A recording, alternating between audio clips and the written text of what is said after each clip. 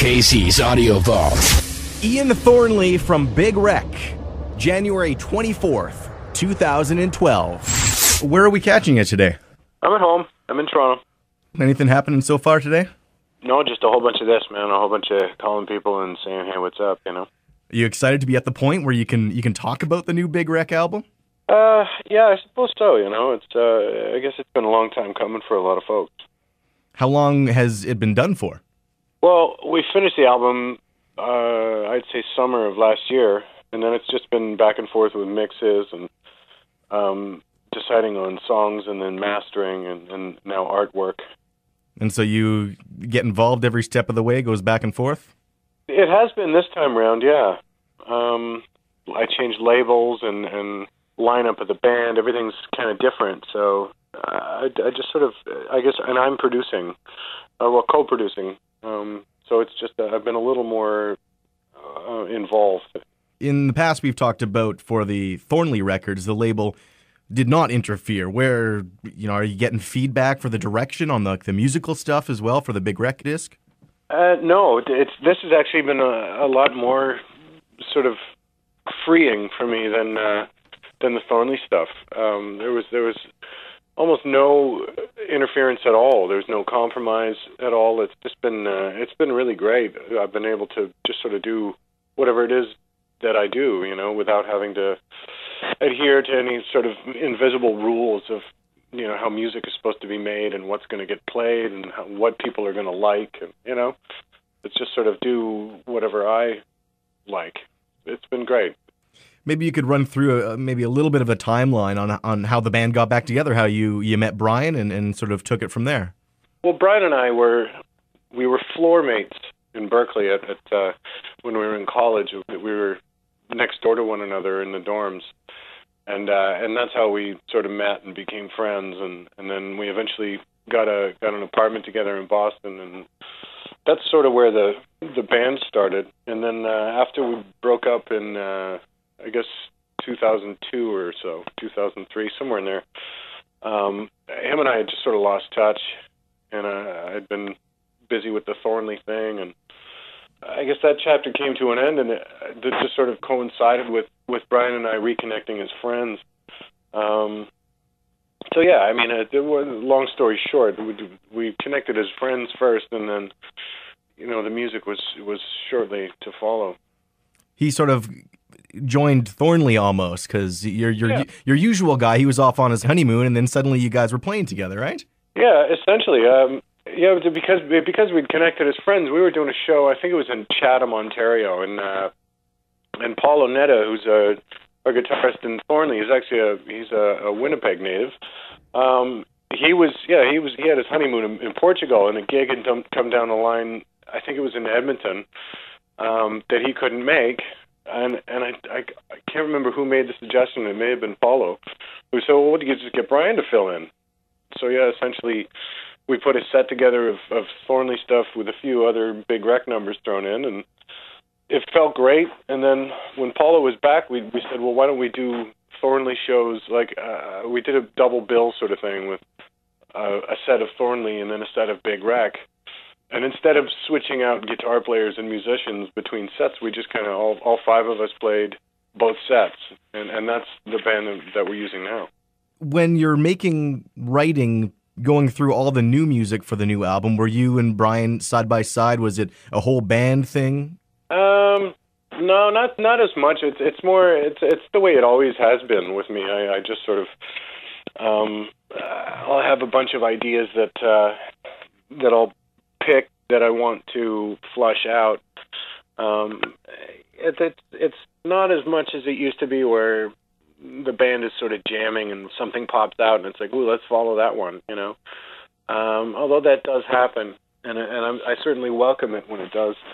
It's more of a matter of picking and choosing from a huge stockpile of riffs and ideas and completed songs and incomplete songs, and deciding what direction you want to go in and how it feels. And so at some point you realized that you were making a Big Wreck album. Yeah, actually we didn't know. It's going through, it must have been like halfway through the recording process, we still didn't know what we were going to call it. If it was going to be Thornley or Big Wreck or something else. But Brian was there and Brian was involved, so it was, that was one of the things that kept coming up. And the music had that sort of interplay and sort of band feel to it that a Big Wreck album would lend itself to. So I think it was Nick who was really pushing for it, Nick Raskulinix, who was a sort of executive producer and was like, come on, man, you got to do it, man. So we went for it, It was just like, yeah, why not? And it felt like the right time to do that too, When you say you're going through a stockpile of old of ideas and that kind of thing, do you have tapes? Do you have MP3s? Do you have scrapbooks? Actually, a lot of it's floating around in my head. But no, I do have, I have a studio at home that has hard drive upon hard drive of unfinished songs and just things that I'll just, that's wonderful. And then I'll go down and either complete the whole thing or just get the sketch of it down so I can come back to it later. Because oftentimes the things that are sitting around in my head, it's almost like the telephone game, like the idea can change, and some of them I just want to keep as they are. It's either that or listening to old jam tapes and things like that. There's a ton of stuff. Was there a point where you went back and listened to earlier Big Wreck albums to see if it kind of the new one fit into the history of the band at all? Not really, no. I think that once we started to hear what was coming back like through the speakers, and then once we started to, just see how it felt calling it a Big Wreck album, that might have just sort of helped guide the ship home, as it were, just to, are we going to tighten this up or are we going to leave it nice and big and fat and loose? It was helping with a lot of the decision making, just as far as finishing touches, not as far as song selection or writing or anything. It's just sort of like the oral appearance of it, if you will.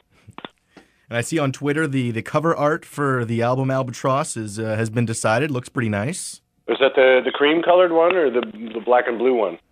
Oh, geez. I saw one that had kind of calligraphy on it with a single feather. Oh, yeah, that's the cover. That is the cover, beautiful. Okay. Yeah, I'm into it. And that's out March 6th. The single of the same name doing extremely well on the radio charts. What can you tell us about that song? Written early in the process, or did you know it was a single? Honestly, I never thought of it as a single. I'm really, really pleased that it's been chosen as a single and that it's doing well. I never thought of it as a single. I thought it was a beautiful piece of music, and I don't know. It's this sort of the main sort of musical motif, the little line that comes in now and then, has been around for a long time.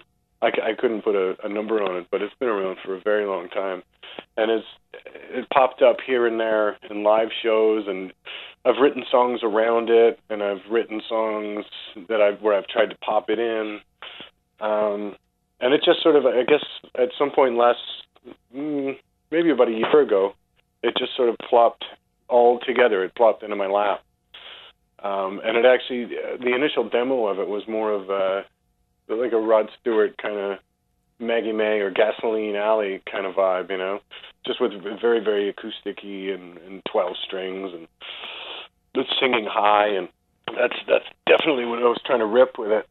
But then when we recorded it, we just left to my own devices. I'm gonna start looking for different textures and colors to throw on it. But as I say, it's definitely a lot different from everything else that I'm hearing on the radio, and I think it was a great move by the folks at Anthem and the folks at Warner to choose that one, because it's very different. Is there one that you can tell us that you particularly like, or maybe one that you think that would be a good radio single on the album? It changes a lot. But, I thought Wolves. There's a song called Wolves that I thought, people are going to gravitate towards that for sure. And it actually gets mentioned the least. So, it just goes to show what I know, Just to go in and try to make the best record possible, and then let other people decide which ones to sort of represent the record with, I hear rumblings of like exclusive Big Rec performances being planned. Now, are you looking for a full Canadian tour maybe for the spring? They're putting that together like as we speak, and nothing's concrete yet. But I honestly, we're getting cabin fever here, and we want to get out and play.